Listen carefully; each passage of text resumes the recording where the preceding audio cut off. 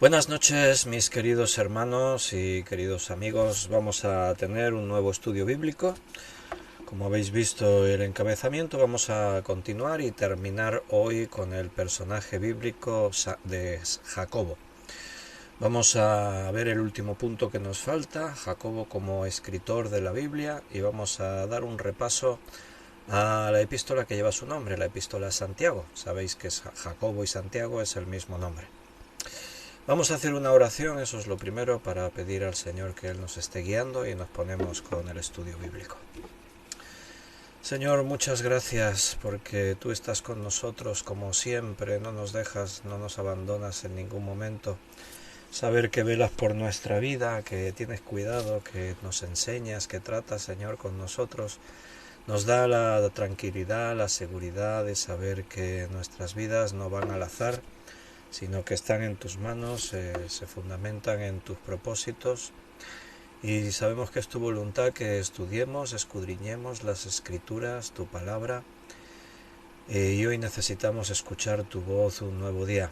Háblanos, estamos ya dispuestos, hemos preparado nuestros corazones para recibir el mensaje, nuestra mente está atenta y te pedimos sabiduría para que nos ayudes a entender y también para explicar tu palabra. Bendice a todos mis hermanos que escuchen este estudio.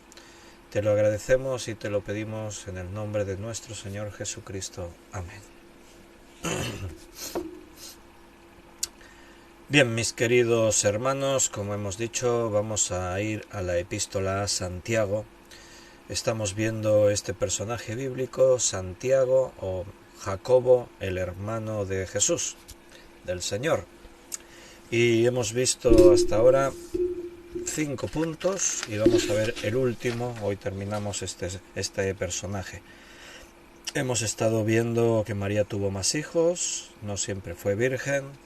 Hemos visto que Jesús era un hermano ejemplar y que durante los primeros 30 años él no se manifestó como el Mesías, como Dios hecho hombre.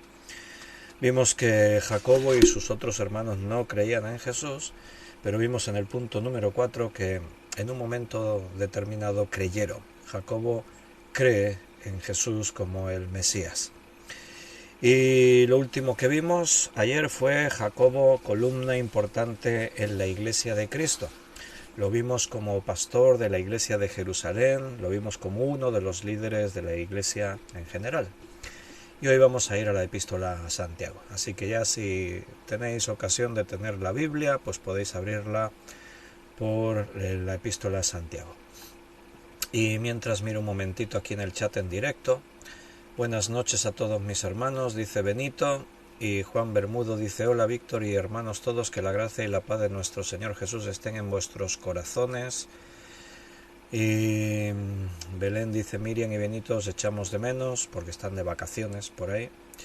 Este mes de agosto muchos hermanos salen, unos van, otros vienen de vacaciones, así que los que estáis por ahí disfrutad mucho y qué bueno que os podáis conectar, aunque sea ya que no podéis en persona porque estáis de vacaciones, pues así por este medio de internet.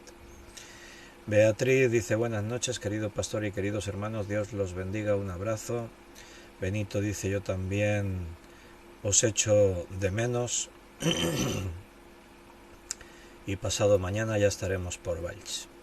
Carmen dice bendiciones mis hermanos, pastor, Dios nos acompaña en este estudio como cada día, y manda besote también Carmen para los que están de vacaciones.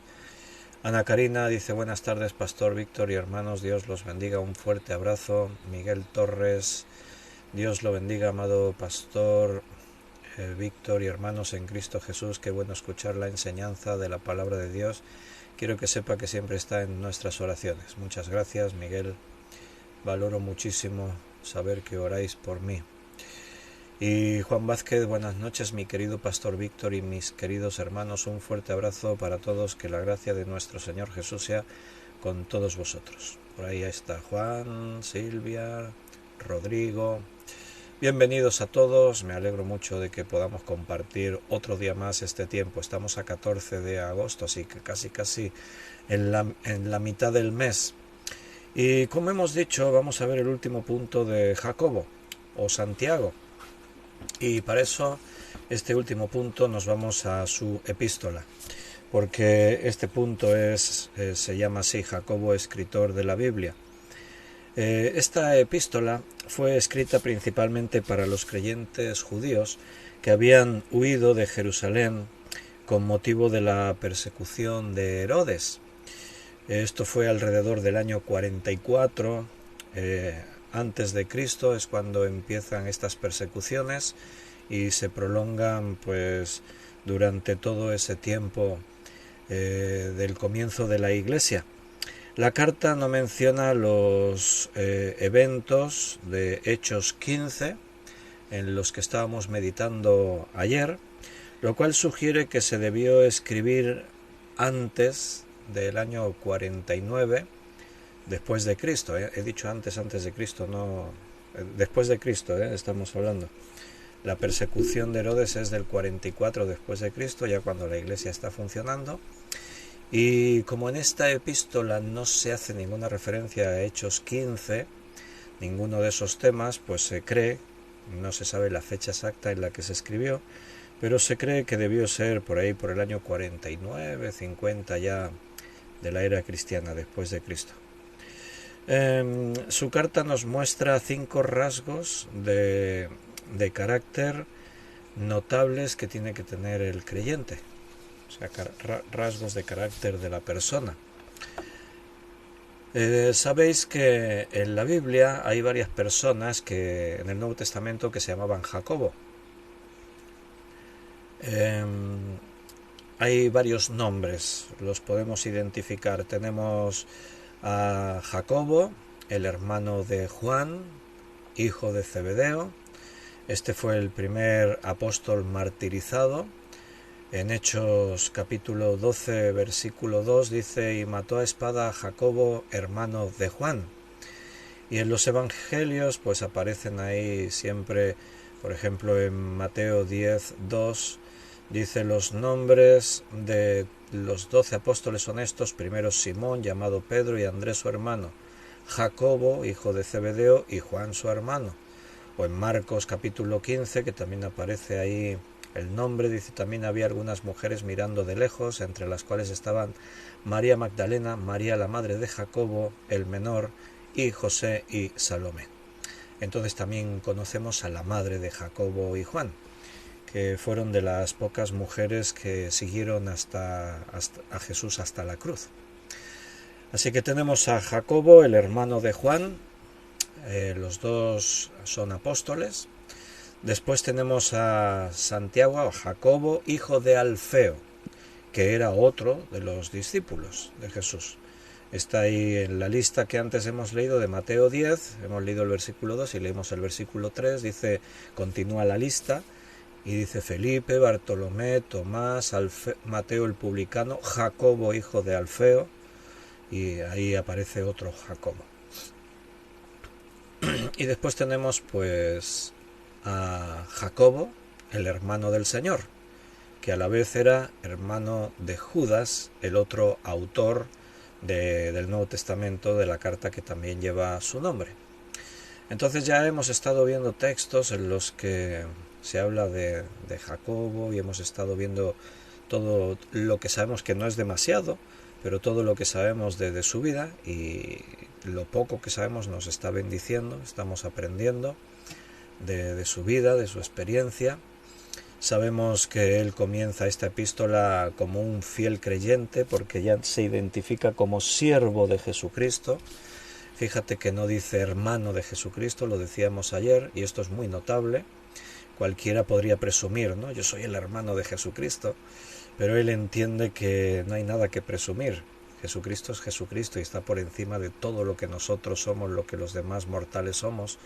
Y el honor más grande, el orgullo más grande es poder decir como él, siervo de Dios y del Señor Jesucristo. Si tú eres siervo de Jesús, tienes todo un privilegio, es un grandísimo honor. Y saber que este Jacobo es hermano de Jesús, su introducción en la epístola es muy significativa, ¿no? Porque en ningún momento ni siquiera suaviza el término, sino que dice siervo, que sabéis que la palabra en el griego, ¿alguien recuerda cuál es la palabra que normalmente Pablo también utiliza muchas veces cuando dice siervo o esclavo de Jesucristo? ¿Recordáis cómo es la palabra griega? ¿Quién se acuerda? Es la palabra doulos, y doulos significa eso, esclavo. Un esclavo, un siervo, o sea, uno que está en constante servidumbre hacia otro. Era el nivel más bajo de servicio, o sea, no había nada inferior a ser un doulos, un esclavo. Entonces él se considera eso hacia Jesús. Se quedó a un lado eso de ser su hermano. Ahora él entiende quién es Jesús y lo mira y cree en él como su Señor. Así que es importante siervo, doulos, pero también es importante cuando dice Señor de Jesucristo. Esta es una palabra importante. La antigua palabra griega era kurios, que significa que Jacobo considera a Jesús Dios. O sea, él considera siervo de Dios y del Señor Jesucristo. Esta palabra Señor, kurios, los judíos utilizaban kurios como un nombre de Dios. Se referían a Dios con esa expresión, el Señor, el kurios. Él no utiliza el artículo, toma más significado cuando se recuerda que kurios o dominus en latín era un título que se le daba a los primeros emperadores romanos para expresar su deidad. O sea, se idolatraba al César y se les llamaba así kurios, o en latín dominus. De ahí viene domingo, la palabra domingo, el día del Señor, dominus, el día dominus. Y cuando los creyentes se dirigen a Jesús como el kurios, están utilizando ese sentido, ¿no? Él es Dios, Él es el Señor. Como hemos dicho, esta carta va dirigida a los judíos que han sido dispersados, y ahí lo sabemos porque lo dice en este versículo 1, a las 12 tribus que están en la dispersión. Salud. Es una carta dirigida a sus hermanos judíos que han creído en el Señor Jesucristo y que están siendo perseguidos por creer en Jesucristo. Son judíos, pero la persecución se ensañó sobre todos los creyentes y quizás aún de una forma más especial sobre los judíos, porque los judíos que permanecían en lo antiguo, en el judaísmo antiguo, veían a los judíos que se habían hecho cristianos como unos traidores. Contra Pablo, bueno, tenían un odio especial porque Pablo fue un judío muy destacado en cuanto a la persecución de cristianos y terminó haciéndose cristiano. Y por su testimonio y su esfuerzo se convertían muchísimos, y esto enfurecía demasiado al enemigo, que solivantaba a todos estos judíos radicales en contra de Pablo y muchas veces conspiraron contra él para matarle. Cuando dice ahí las 12 tribus es una forma figurada de hablar de los judíos, porque las 12 tribus, tú sabes que a lo largo del tiempo el reino se dividió, los judíos estaban dispersos, pero ahora le habla a las 12 tribus que están en la dispersión, está hablando a los creyentes que están perseguidos. Entonces es una forma figurada de referirse al pueblo judío, pero en este caso como creyentes. Dice Mateo 19:28, y Jesús les dijo, de cierto os digo que en la regeneración, cuando el Hijo del Hombre se siente en el trono de su gloria, vosotros que me habéis seguido también os sentaréis sobre 12 tronos para juzgar a las 12 tribus de Israel. Quiero que notes ese detalle, es un hebraísmo, es una forma, hablar una frase hecha dentro del lenguaje hebreo para referirse a la nación de Israel, las 12 tribus, ¿no?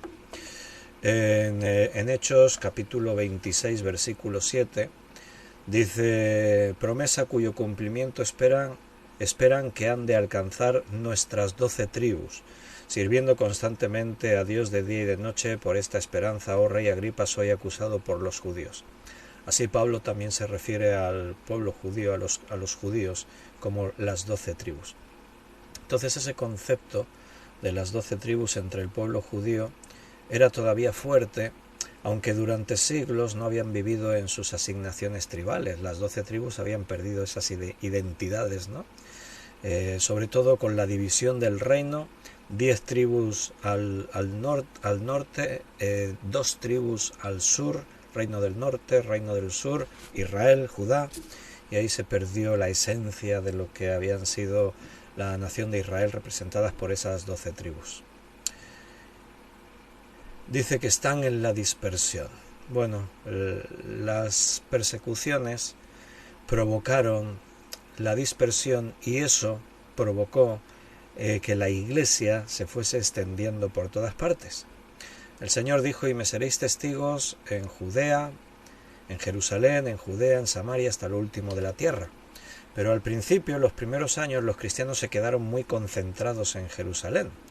No estaban cumpliendo con el mandato de ir a todas las naciones, y precisamente lo que podría parecer algo muy negativo como estar perseguidos se convirtió en una manera en la que la Iglesia empezó a extenderse de una forma más rápida y por muchos lugares.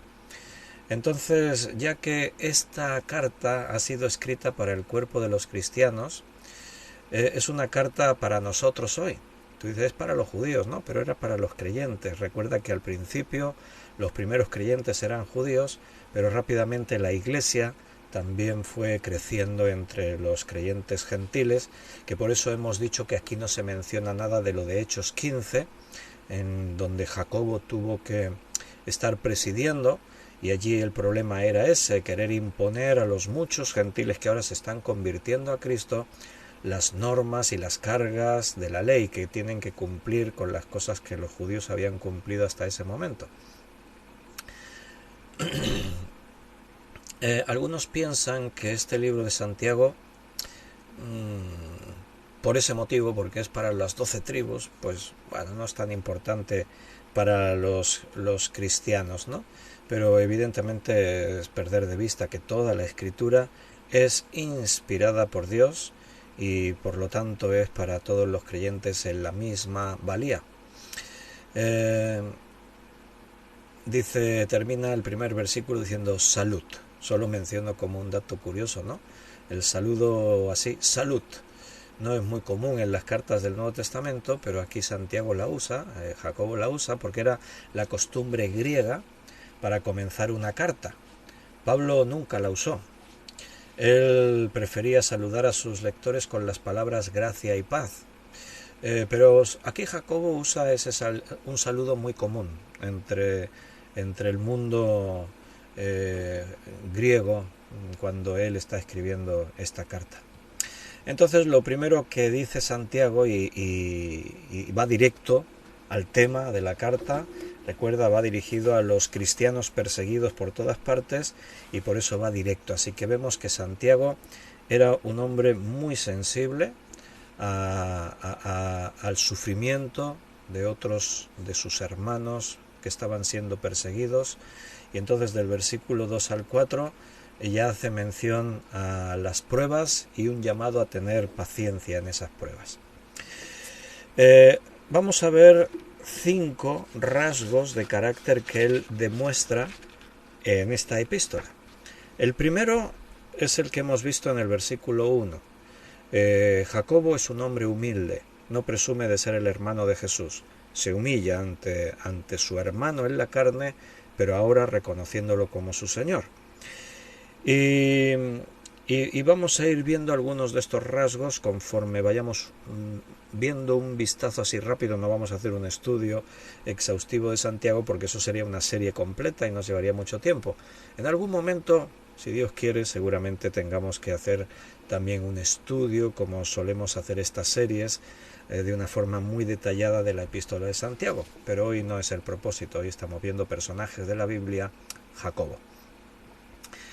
Hermanos míos, versículo 2, tened por sumo gozo cuando os halléis en diversas pruebas, sabiendo que la prueba de vuestra fe produce paciencia. Mas tenga la paciencia su obra completa, para que seáis perfectos y cabales, sin que os falte cosa alguna. Bueno, nos detenemos ahí un momentito. Santiago considera las pruebas como inevitables, las tribulaciones van a venir. Y porque él dice cuando os halléis, o sea, os vais a hallar en pruebas.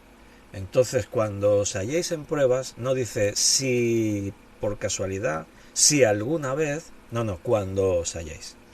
Esa expresión demuestra de que él da por sentado de que el creyente antes o después se va a ver metido en la tribulación, en las pruebas. Entonces, cuando os halléis en estas pruebas, tenéis que tener sumo gozo. Y esto, pues, como ahora ya como creyentes entendemos, ¿verdad? Pero cualquiera que llegue a la Biblia por primera vez, ¿te imaginas a alguien que no conoce del Señor, no conoce la Biblia y dice, voy a leer un poco y por casualidad hable Santiago o alguna carta de Pablo en la que también plantea la misma filosofía de enfrentar las tribulaciones, y cualquiera que no sabe de qué va la Biblia y no cree en el Señor y eso y lee aquí a Santiago y dice, oye, tened por sumo gozo cuando os halléis en las diversas pruebas, cuando estéis metidos en las tribulaciones, y la gente se quedarían ahí como sin comprender, ¿no? ¿Cómo que tener gozo en las pruebas, en las tribulaciones? Tú ves en el mundo a alguien que cuando se encuentra con problemas diga, ay, qué montón de problemas tengo, qué gozo, qué alegría. ¿Verdad que no? Y el creyente realmente puede tener sumo gozo. No dice gozo, dice sumo gozo. O sea, el gozo más alto que tú puedas experimentar. ¿Y cómo se puede tener ese gozo? Como en alguna traducción dice, puro gozo, dice en alguna otra traducción, ¿no? Como queriendo decir que no es un gozo fingido, no es ahí estar sufriendo, pero dices, ay, tengo gozo. No, gozo genuino, gozo auténtico, un gozo real. ¿Cómo se puede experimentar gozo en medio de las tribulaciones, de las pruebas, no? Bueno, en la versión inglesa, en la antigua versión inglesa King James, dice, cuando caigan en diversas tentaciones, pero se refiere al vocablo pruebas.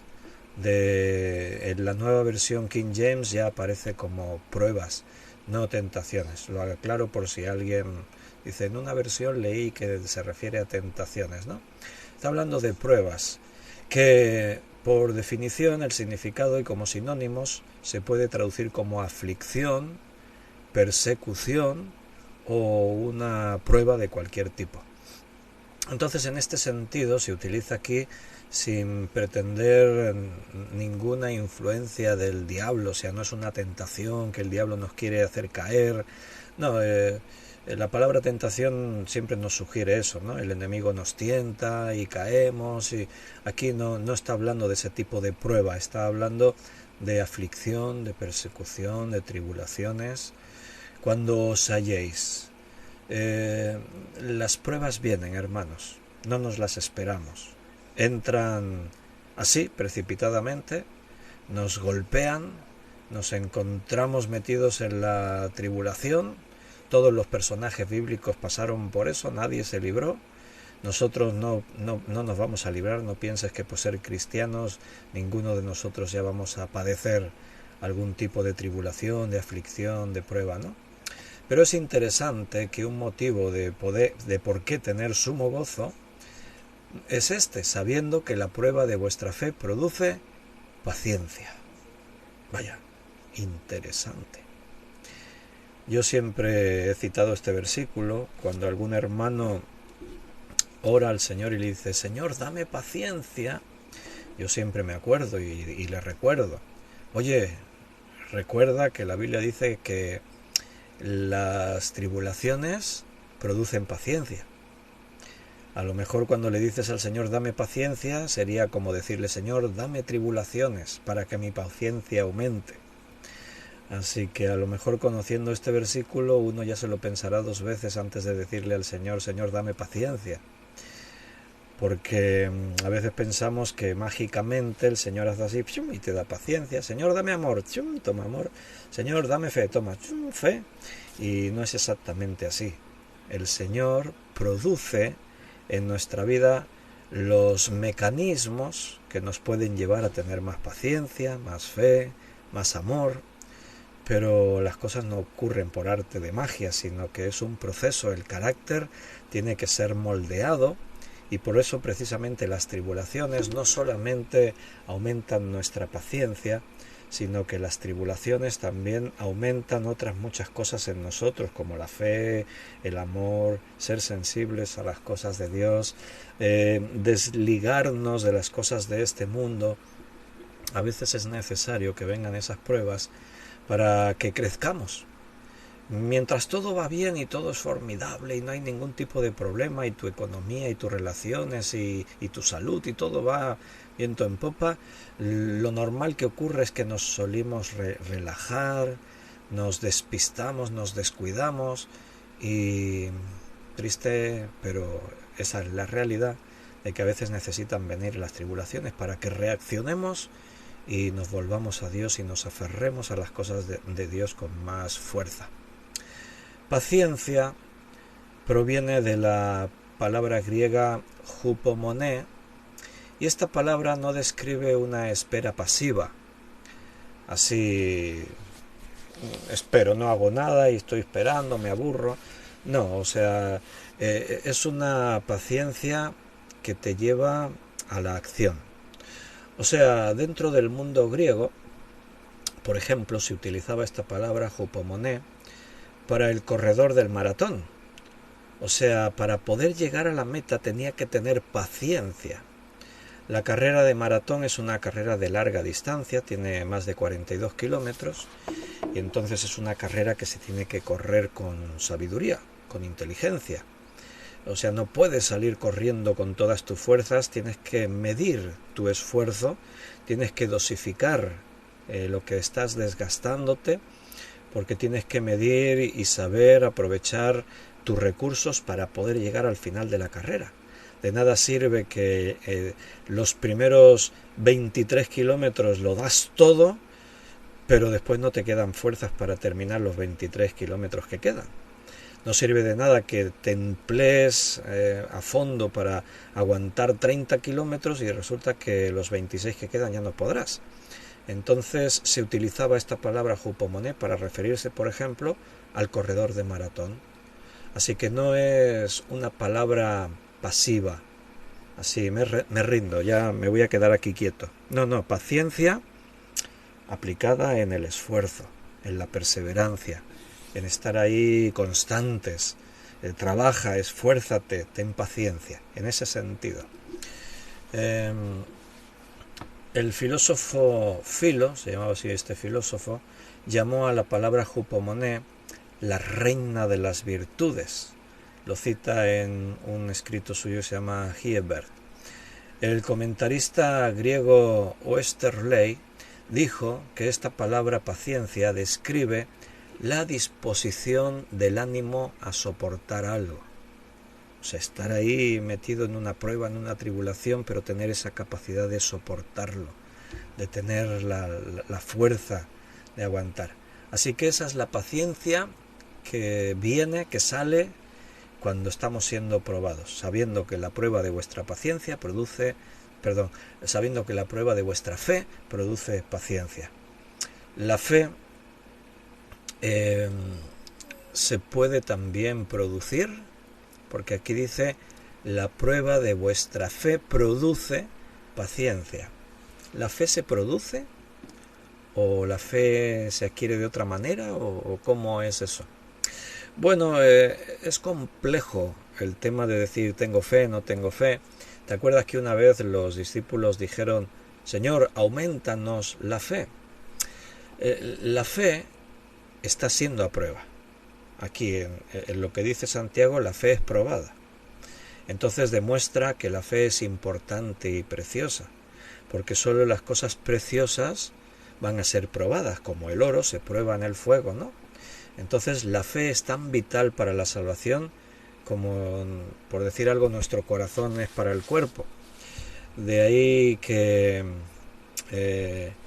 los ataques, los dardos del diablo nos los lanza el corazón. Protégete con el escudo de la fe, dice allí el apóstol Pablo.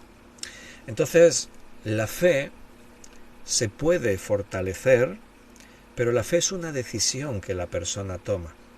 O sea, la paciencia es algo que podemos ir adquiriendo.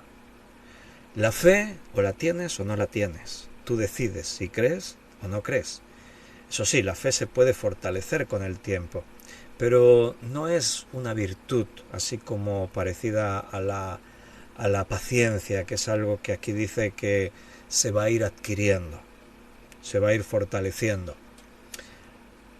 Hay personajes en la Biblia como Abraham, de pronto tenían toda la fe, hasta el punto de decir voy a sacrificar a mi hijo, y de pronto esa fe ya no estaba por ninguna parte, cuando tenía miedo de que por la hermosura de Sara lo pudiesen matar a él para quedarse con ella, y le dijo, oye, di que eres mi hermana, en lugar de decir que eres mi esposa, así me libro de que no sea que me maten a mí. Ahí le faltó toda la fe.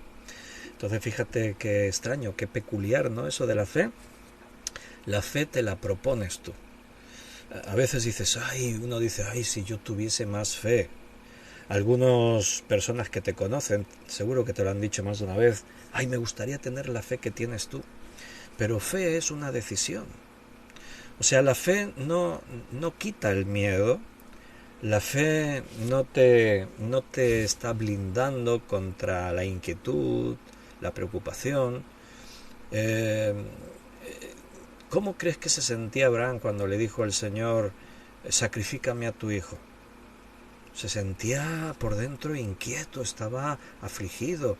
Todo el relato de ese caminar hacia el lugar del sacrificio, la conversación con Isaac, todo denota un cierto aire de tenso, de una situación.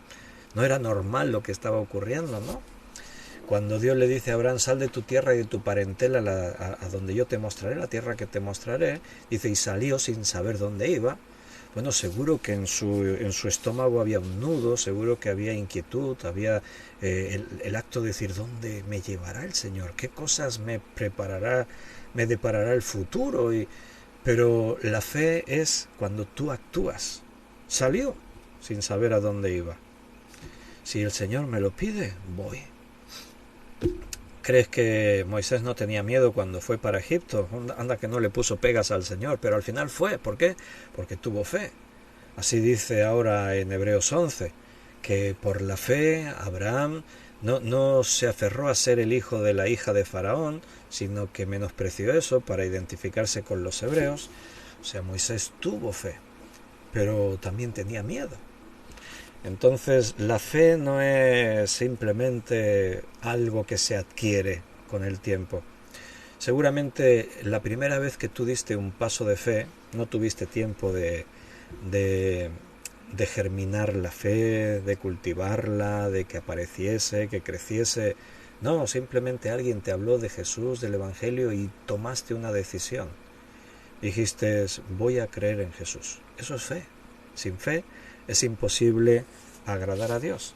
Entonces, ¿qué querían decir los discípulos cuando dijeron, Señor, aumentanos la fe? ¿Y qué les respondió Jesús? Mira, haced esto y vuestra fe aumentará. No. ¿Qué dijo Jesús? Si tuvierais fe como un grano de mostaza, dirías a este monte, pásate de aquí a allá y se pasaría. Pero, ¿qué respuesta es esa? A la petición, aumentanos la fe. Bueno, porque la fe no se aumenta así. Como antes yo te decía, no es una cosa que el Señor dice, bueno, toma, te doy fe. No, tú decides si crees o no crees. Es una decisión que va aún contra toda lógica. O sea, a lo mejor dentro de ti tu cabeza te está diciendo, no, pero eso es imposible, no, eso no puede ser, pero de pronto en tu interior surge de alguna parte la convicción y tú dices, sí, yo sé que esto es muy complejo, pero voy a creer en el Señor. Y entonces estás demostrando tu fe. Las pruebas no producen fe, producen paciencia. La prueba es, la fe es probada. Y déjame que sí te matice una cosa que no sé cómo, no lo dice bien la Escritura, que se aumente la fe, pero como te he dicho, algo así como que se fortalece, ¿vale? ¿Qué dirías que fortalece la fe. A ver, los hermanos que están ahí, Carmen, que está tan activa, no para de escribir, mírala, está ahí todo el rato escribiendo. ¿Qué crees que tú puedes hacer para que tu fe se fortalezca?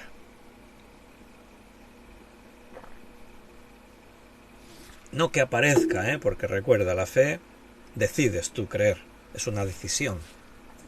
Pero para estar fuertes en la fe, para no dejar que la duda te arrastre, para no dejar que el enemigo te haga tambalear, ¿cómo puedes fortalecerte en fe? A ver si a alguien se le ocurre algo ahí que me puedan decir. Y mientras vamos a ir buscando la respuesta. Romanos capítulo 10, versículo 17. Así que la fe es por el oír y el oír por la palabra de Dios. Mira, ahí Miguel Torres citó este versículo. Y Juan dijo orar y meditar la palabra. Juan dice leer la Biblia y tener comunión con el Señor. Beatriz dice amar más a Dios día a día. Vale, ¿ves? Todos estabais ahí, en la onda. Paco y Rosario dicen leer la palabra cada día. Pues ahí Romanos lo dice. Así que la fe es por el oír y el oír por la palabra de Dios. No es que la fe aparezca. O sea, hay gente que lee la Biblia y no va a tener fe nunca. Vienen a la Biblia de una forma intelectual, leen la Biblia como cualquier otro libro y por leer la Biblia no les aparece fe.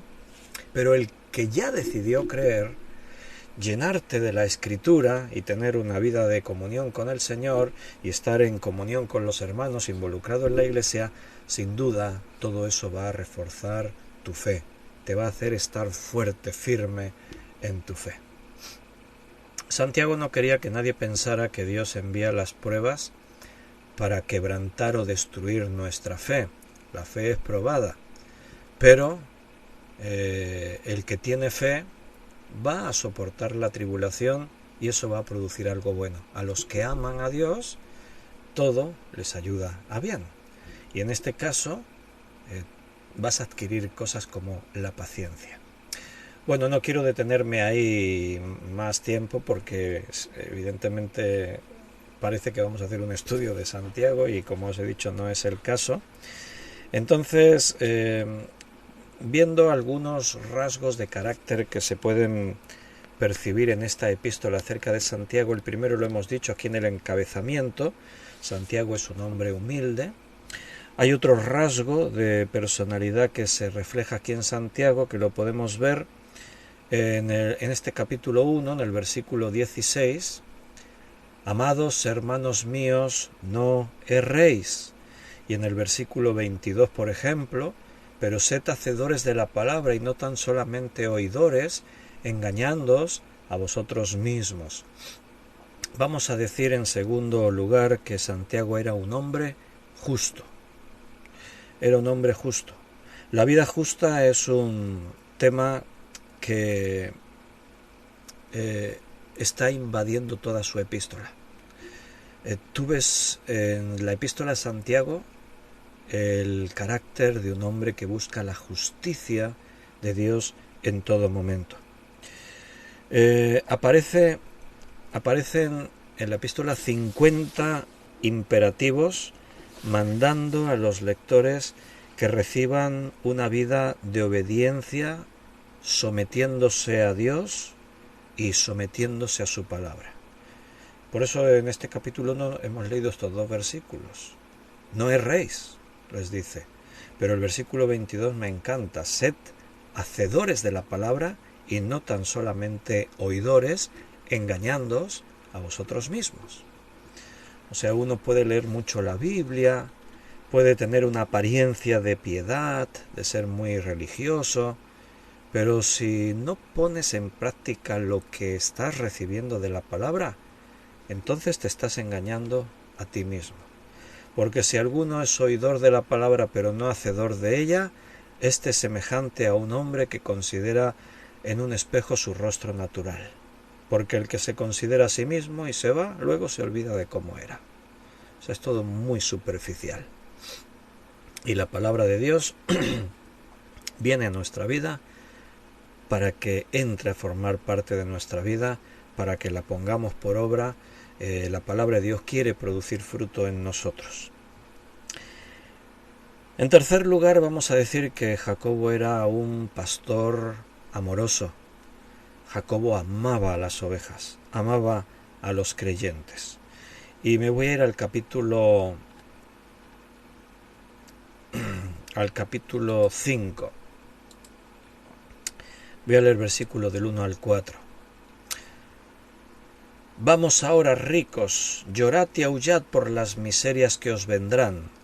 Vuestras riquezas están podridas y vuestras ropas están comidas de polilla. Vuestro oro y plata están enmohecidos, dice ahí. Y su moho testificará contra vosotros, y devorará del todo vuestras carnes como fuego. Habéis acumulado tesoros para los días postreros. He aquí clama el jornal de los obreros que han cosechado vuestras tierras, el cual por engaño no les ha sido pagado por vosotros, y los clamores de los que habían segado han entrado en los oídos del Señor de los ejércitos. Habéis vivido en deleites sobre la tierra y sido disolutos, habéis engordado vuestros corazones como en el día de la matanza, habéis condenado y dado muerte al justo, y él no os hace resistencia. Fíjate que parece aquí un defensor de los trabajadores, ¿no? Pero está defendiendo a los hermanos que injustamente están recibiendo un maltrato por los patrones ricos.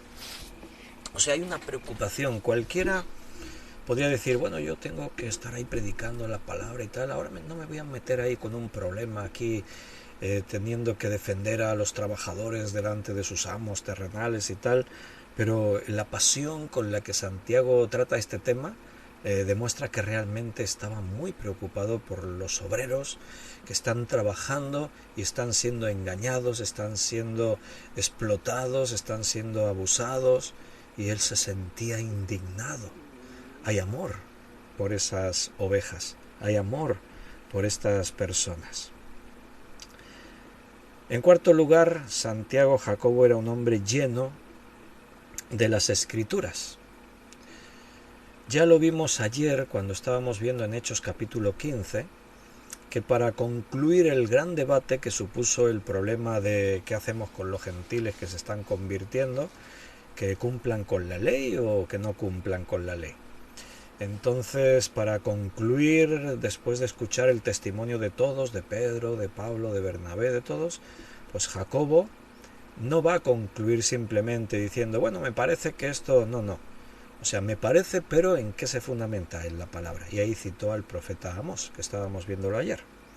Y aquí en su epístola nuevamente se puede percibir esta cualidad que Jacobo tenía. Era un hombre lleno de las Escrituras. Su epístola contiene 4 alusiones directas al Antiguo Testamento y más de 40 alusiones directas al mismo.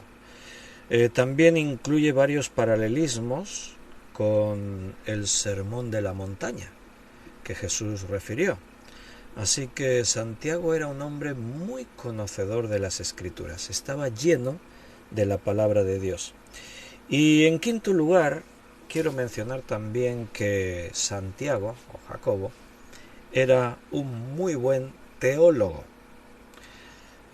Utilizamos una palabra más moderna, teólogo. Pero ya sabes que teólogo, ¿quién es un teólogo? ¿El que tiene un título? No, bueno, sí, pero el que se licenció en teología, ¿no? Pero el teólogo es aquel que tiene un buen conocimiento de Dios.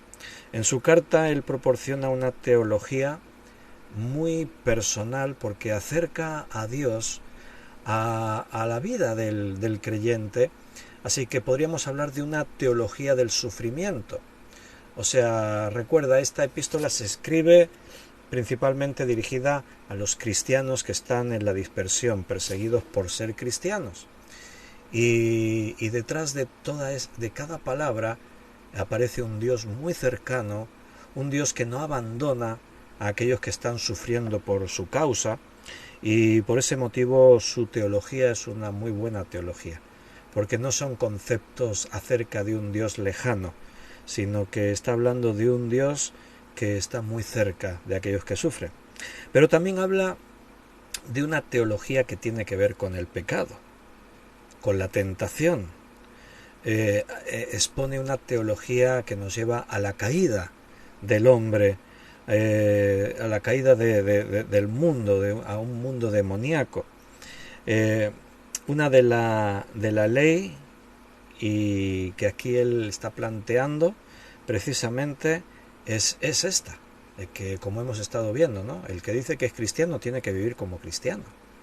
O sea, una cosa es que tú digas, pero tienes que demostrarlo. Por eso uno de los temas que él toca aquí es la gracia por sí sola, o sea, la fe, perdón, por sí sola, o sea, tienes que demostrar tu fe. La gracia, la fe sin obras, está muerta. O sea, tienes que mostrar que realmente eres cristiano. Porque si no, todo puede quedarse en palabras. Y la fe se vive, se demuestra. La gracia en tu vida se tiene que ver. Si eres cristiano, tiene que evidenciarse. Podría parecer que entre Santiago y Pablo hablan de una teología distinta. Pablo hace énfasis en que no es por obra, es por gracia. Santiago hace énfasis en las obras, pero no es que las obras te salven, es que las obras tienen que demostrar que tú eres salvo. Entonces, Santiago está mostrando una teología de iglesia, una teología acerca de Dios y de Cristo, algo muy práctico, muy real. No es teología de conocimiento, adquiere los conocimientos teológicos. No, Santiago era un muy buen teólogo porque está mostrando un Dios muy cercano, pero una fe muy real, muy vivida, tiene que ser una fe muy práctica en el día a día. Nada de que se quede todo en teoría. Si hacemos un repaso así por encima, como hemos dicho en el capítulo 1, primero lo que aparece ahí es que, bueno, vais a estar en tribulaciones, pero tenéis que saber que esto no está al margen de Dios. Precisamente aquí en este mismo capítulo 1, versículo 5, un versículo muy conocido, y si alguno de vosotros tiene falta de sabiduría, pídala a Dios, el cual da a todos abundantemente y sin reproche, y le será dada. Pero pida con fe, no dudando nada. ¿Notas? Como la fe es una decisión, tú decides cómo vas a creer. Créetelo. Bueno, en este capítulo 1 hace énfasis, como ya hemos mencionado antes, en que si tú dices que crees en el Señor y conoces la Biblia, ponla por obra. En el capítulo 2, aquí está mostrando que delante de Dios todos somos iguales. En este mundo hay ricos, hay pobres, hay clases, hay razas, pero el Señor no hace acepción de personas, como dice en el versículo 1. Hermanos míos, que vuestra fe en nuestro glorioso Señor Jesucristo sea sin acepción de personas. Si en la iglesia entra un hombre rico, ¿cómo lo sabemos? Porque lleva un anillo de oro, ropa espléndida, y entra un hombre pobre, ¿por qué lo sabemos? Porque va vestido andrajoso. Bueno, no te comportes como se suelen comportar a veces algunos. Al hombre rico le dices, bienvenido, siéntate aquí delante. Y al pobre se le dice, tú, estate allí de pie o siéntate ahí al final. Dice, no hagáis eso. Está mostrando que Dios no hace acepción de personas. Si eres hijo de Dios, no lo hagas. En la segunda parte del capítulo 2 vuelve otra vez Santiago a hacer énfasis de que la fe se tiene que demostrar. Y este es el pasaje al que os estaba haciendo referencia. La fe sin obras está muerta. Dices que estás en la gracia de Dios, tiene que verse, se tiene que evidenciar. Si no, todo son palabras. En el capítulo 3 va a un terreno más práctico. Tu lengua tiene que estar bajo tu control. Esto tiene que suceder porque estás recibiendo la sabiduría que viene de Dios, no es tu sabiduría humana. En el capítulo 4 se está hablando de que tienes que vivir de una forma sabia, alejándote de las cosas del mundo, no dejando que lo mundano te domine, te controle. Y en el capítulo 5, que estábamos antes mencionando, está esa advertencia contra los ricos, demostrando esa preocupación contra los que son afligidos. Vuelve a hablar acerca del sufrimiento y la paciencia, y termina, y ahí vamos a terminar también nosotros leyendo el párrafo final, la oración de fe. ¿Está alguno entre vosotros afligido? Haga oración. ¿Está alguno alegre? Cante alabanzas. ¿Está alguno enfermo entre vosotros? Llame a los ancianos de la iglesia y oren por él, ungiéndole con aceite en el nombre del Señor. Y la oración de fe, ahí está a lo que me refería, la oración de fe salvará al enfermo, y el Señor lo levantará, y si hubiere cometido pecados le serán perdonados. Confesaos vuestras ofensas unos a otros, y orad los unos por los otros, para que seáis sanados. La oración eficaz del justo puede mucho. Elías era un hombre sujeto a pasiones semejantes a las nuestras, y oró fervientemente para que no lloviese, y no llovió sobre la tierra por 3 años y medio. Y otra vez oró, y el cielo dio lluvia, y la tierra produjo su fruto. Hermanos, si alguno entre vosotros se ha extraviado de la verdad, y alguno le hace volver, sepa que el que haga volver al pecador del error de su camino, salvará de muerte un alma y cubrirá multitud de pecados. Muy bien. Aquí en este párrafo dice, bueno, ¿qué es eso de la oración de fe, no? Si alguno está enfermo, llamen a los ancianos, vengan a él, únjanlo con aceite, y todo eso recuerda que tiene una simbología, pero entonces dice que la oración de fe salvará al enfermo. No es que al ungirle con aceite algo mágico ocurre y se sane o no. No, esto tiene una simbología, la unción con el aceite, ya sabes. Ahora no tengo tiempo de entrar en ese tema, pero yo creo que más o menos todos tenéis una idea. Algunos han interpretado la idea de salvar al enfermo como una sanidad en particular, cuando dice ahí se levantará, como una referencia a la resurrección final de los tiempos, pero aquí está hablando de enfermedad física. No está hablando de algo así figurado que tiene que ver con la fe y el día postrero y tal, ¿no? Aquí se abre una enseñanza acerca de algo que ya hemos tocado en otros estudios, que es la sanidad que puede venir de parte de Dios para tu enfermedad. Y recuerda que es un tema que se tiene que estudiar en el conjunto de todo lo que dicen las Escrituras, no solo de un pasaje en particular, porque normalmente cada pasaje está dentro de un contexto, y en ese contexto se puede enfocar de una forma determinada la enseñanza que ahí se plantea. Entonces, claramente Dios no concede una sanidad inmediata para cada oración de fe, eso es algo que todos sabemos y que la Escritura nos muestra. Precisamente hablando de Jacobo, el otro día estábamos diciendo que cuando el padre en la tierra de Jesús, José, parece que sufrió un accidente laboral y murió, Jesús no lo resucitó, no lo sanó. Y Pablo no sana a Timoteo de sus problemas de estómago, le recomiendo que tome un poco de vino. Y algunos de sus otros colaboradores se quedaron en el camino y no pudieron ir de viaje porque estaban enfermos. Entonces, aquí hay un enfoque de lo que se tiene que hacer cuando uno está enfermo. ¿Qué hay que hacer? Orar. Dilo a los ancianos de la iglesia, compártelo con la iglesia, hermanos, estoy enfermo, y que oren por ti. Y ahí van a ungirte o no, estos son simbologías que en un momento dado se puede hacer o no, no tiene por qué. Pero se nos muestra el camino que tienes que tomar. Es como dice allí en Filipenses, ¿no? Que por nada estemos afanosos y no sean conocidas nuestras peticiones delante de Dios, en toda oración y ruego. Y allí no dice, y tus problemas desaparecerán. No, dice, y la paz de Dios, que sobrepasa todo entendimiento, guardará vuestros pensamientos y vuestros corazones en Cristo Jesús. Aquí dice que unos a otros perdonaos vuestras ofensas, unos a otros orad para que seáis sanados. Pero, hermanos, cuando dice aquí para que seáis sanados, yo creo que detrás de eso también está ese fondo que estamos planteando, que aparece en ese texto que os he dicho de Filipenses, y que aquí también. Sanidad física, sí, Dios puede sanarte, pero sanidad del alma, tener paz en medio de la tribulación, sabiendo que vuestra tribulación produce paciencia. Tenemos que confiar a Dios todas nuestras situaciones. La oración de fe es decirle: Señor, mira, estamos enfermos, mira cómo comienza, ¿Está alguno entre vosotros afligido? Haga oración. ¿Está alguno alegre? Cante alabanzas. O sea, ¿está alguno enfermo? Llame a los ancianos de la iglesia y oren por él. O sea, eso es lo que se tiene que hacer en todo momento.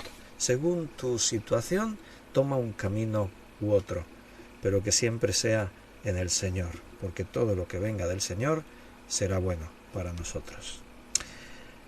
Se nos ha hecho la hora, así que nos despedimos por hoy. Mañana es martes.